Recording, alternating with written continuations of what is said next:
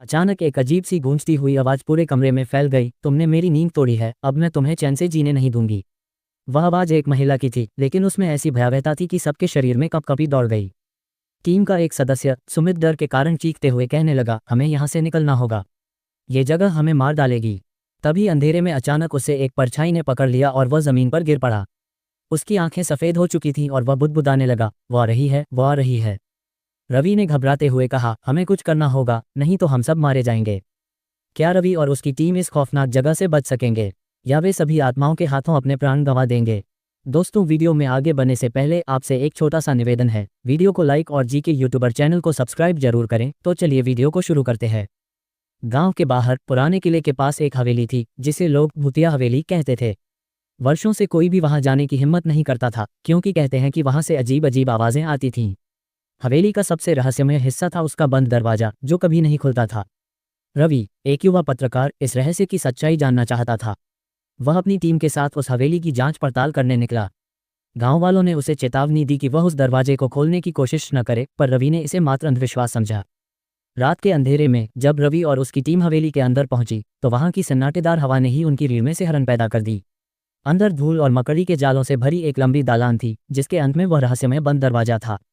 जैसे ही रवि ने दरवाजे को छुआ, अचानक ठंडी हवा का झोंका आया और दरवाजे से किसी के चीखने की आवाज सुनाई दी। पूरी टीम सहम गई, लेकिन रवि ने हिम्मत दिखाते हुए दरवाजे को खोलने की कोशिश की। दरवाजा चरमराने की आवाज के साथ खुल गया और अंदर अंधेरा ही अंधेरा था। दीवारों पर अजीब आकृतियां बनी थीं और जमीन पर किसी के घिसटने के निशान थे। तभी एक भयावह परछाई सामने आए। वह परछाई एक महिला की थी, जिसके चेहरे पर गहरे घाव थे और आंखों से खून टपक रहा था। उसने धीमी आवाज में कहा, तुमने इसे खोल दिया, अब तुम बच नहीं सकते। रवि और उसकी टीम ने वहां से भागने की कोशिश की, लेकिन दरवाजा अपने आप बंद हो गया। कमरे में घुटन बढ़ने लगी और हर ओर से चीखने की आवाजें आने लगीं।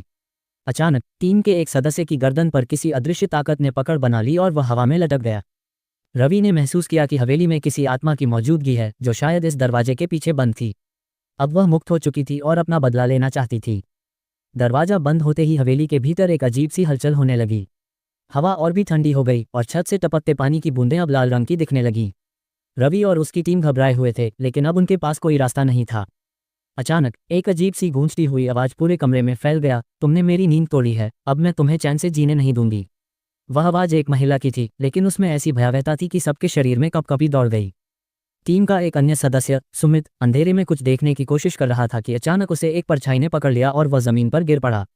उसकी आंखें सफेद हो चुकी थीं और वह बुदबुदाने लगा, वो आ रही है, वो आ रही है। रवि और बाकी टीम ने सुमित को उठाने की कोशिश की, लेकिन तभी हवेली की दीवारों पर खून की बूंदें टपकने लगी और दरवाजे के पीछे से जोर जोर से किसी के चलने की आवाज आने लगी। वे अब उस दरवाजे की ओर बढ़ने लगे। जैसे ही वे उसके पास पहुंचे, दरवाजे पर कुछ चिपकने जैसा महसूस हुआ। किसी अदृश्य शक्ति ने उनका रास्ता रोक लिया था। टीम का एक सदस्य रीना डर के कारण चीखते हुए कहने लगी, हमें यहाँ से निकलना होगा, ये जगह हमें मार डालेगी। लेकिन रवि ने उसकी बातों को नकारते हुए कहा, तुम लोग डरने की बजाय साहस दिखाओ, हमें ये राज जानना होगा। जैसे ही उन्होंने दरवाजे को खींचने की कोशिश की, एक भयंकर ध्वनि गूंज उठी, मानो हवेली की दीवारें चीख रही हों। अचानक दरवाजा खुल गया और अंदर की खौफनाक दुनिया सामने आ गई। एक अंधेरी सुरंग का प्रवेश द्वार था, जिसमें एक कटा फटा आदमी खड़ा था। उसकी आंखों में दर्द और क्रोध था। उसने कहा, तुम लोग क्यों आए हो, अब तुमसे बदला लिया जाएगा। यह आदमी असल में उस आत्मा का पति था, जो अब इस हवेली में फंसी हुई थी। अब उसकी आत्मा भी शिकार लेने के लिए तैयार थी। रवि और उसकी टीम गहरे अंधकार में घिरे खड़े थे। सुरंग के भीतर से ठंडी हवा के झोंके आ रहे थे और उनकी सांसें तेज हो गई थीं। सामने खड़ा वह कटा फटा आदमी धीरे धीरे उनकी ओर बढ़ने लगा। उसकी आंखों में क्रोध और पीड़ा थी। तुम लोग यहाँ क्यों आए हो, उसकी डरावनी आवाज गूंजी। तुमने उस दरवाजे को खोलकर एक भयानक गलती कर दी है, अब इस श्राप से बच नहीं पाओगे। रवि ने हिम्मत जुटाकर पूछा, तुम कौन हो और इस हवेली का रहस्य क्या है? आदमी ने एक लंबी दर्द भरी सांस ली और कहना शुरू किया, सालों पहले ये हवेली मेरी पत्नी निशा की थी। वह बहुत दयालु थी, लेकिन गांव वालों को उस पर शक था। उन्होंने उसे एक चुड़ैल समझकर इस दरवाजे के पीछे बंद कर दिया और जिंदा जला दिया। उसकी आत्मा इस जगह से कभी मुक्त नहीं हो पाए। मैं उसे बचाने आया, लेकिन मुझे भी मार दिया गया।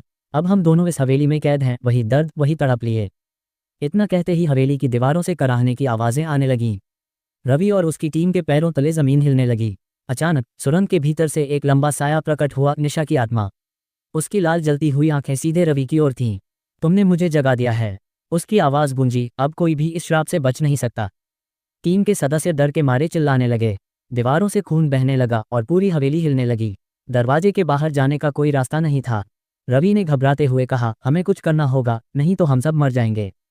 एक ही तरीका है, उस कटे फटे आदमी ने कहा, अगर तुम मेरी पत्नी की आत्मा को शांति दोगे तो शायद ये श्राप टूट सकता है। रवि ने तेजी से अपनी जेब से गंगाजल की बोतल निकाली जिसे वह सुरक्षा के लिए लाया था। उसने निशा की आत्मा पर छींटे मारे और एक तेज चीख हवेली में गूंज उठी। आत्मा तड़पने लगी और हवेली की दीवारें चटकने लगीं। नहीं, निशा की आत्मा चीखी और एक पल में हवेली भरभरा कर गिरने लगी। रवि और उसकी टीम किसी तरह दरवाजे तक पहुंच गए और जैसे ही वे बाहर निकले पूरी हवेली धूल में तब्दील हो गई। गांव के लोगों ने देखा कि हवेली अब अस्तित्व में नहीं रही। रवि और उसकी टीम बाल बाल बच गए थे, लेकिन उनकी आंखों में उस खौफनाक रात की यादें हमेशा के लिए बस गईं। रवि और उसकी टीम ने सोचा था कि हवेली खत्म होने के साथ ही भूतिया घटनाएं भी खत्म हो जाएंगी, लेकिन वे गलत थे। गांव में लौटने के कुछ ही दिनों बाद अजीब घटनाएं होने लगीं। सबसे पहले सुमित, जो टीम का सबसे जिज्ञासु सदस्य था, अचानक बीमार पड़ गया। वह लगातार बड़बड़ाने लगा, वो आ रही है, उसने माफ नहीं किया, बंद दरवाजा फिर खुलेगा। फिर एक रात रवि के कमरे में अजीब घटनाएं होने लगीं। दरवाजे पर किसी के खुरचने की आवाज आई। जब उसने दरवाजा खोला तो कोई नहीं था, लेकिन जमीन पर गीले पैरों के निशान थे। जैसे ही उसने पीछे मुड़कर देखा, आईने में लाल आंखों वाली परछाई दिखाई दी। रवि ने घबराकर अपने दोस्त अमित को फोन किया, लेकिन लाइन कट गई। तभी अचानक कमरे में ठंडी हवा भर गई और दीवारों पर वही अजीब आकृतियां बनने लगी जो उन्होंने हवेली के अंदर देखी थीं। नहीं, ये खत्म नहीं हुआ, रवि ने खुद से कहा। अगली सुबह वह गांव के सबसे बुजुर्ग व्यक्ति पंडित रामलाल के पास गया। पंडित जी ने उसकी बात ध्यान से सुनी और कहा, हवेली की आत्माएं तब तक मुक्त नहीं होती जब तक उनका अंतिम संस्कार पूरे विधि विधान से न किया जाए। तुमने आत्मा को जगाया है, लेकिन उसे मुक्ति नहीं मिली। अब वह तुम लोगों को छोड़ेगी नहीं। रवि को समझ आ गया कि उन्हें एक और बार वापस जाना होगा, लेकिन इस बार वह अकेला नहीं जाना चाहता था।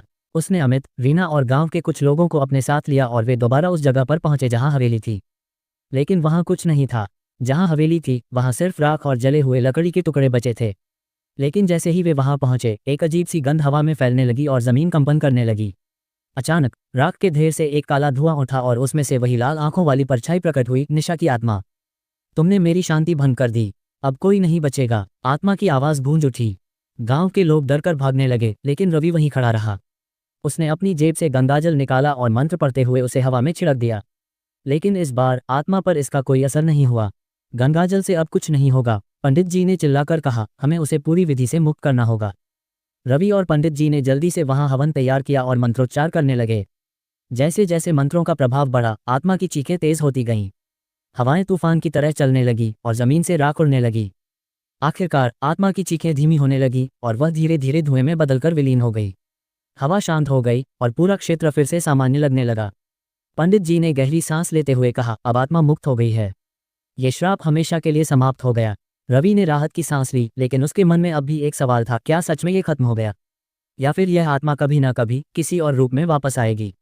अंधेरे में एक दरवाजा हमेशा खुला रहता है, क्या वह दरवाजा फिर से खुलेगा?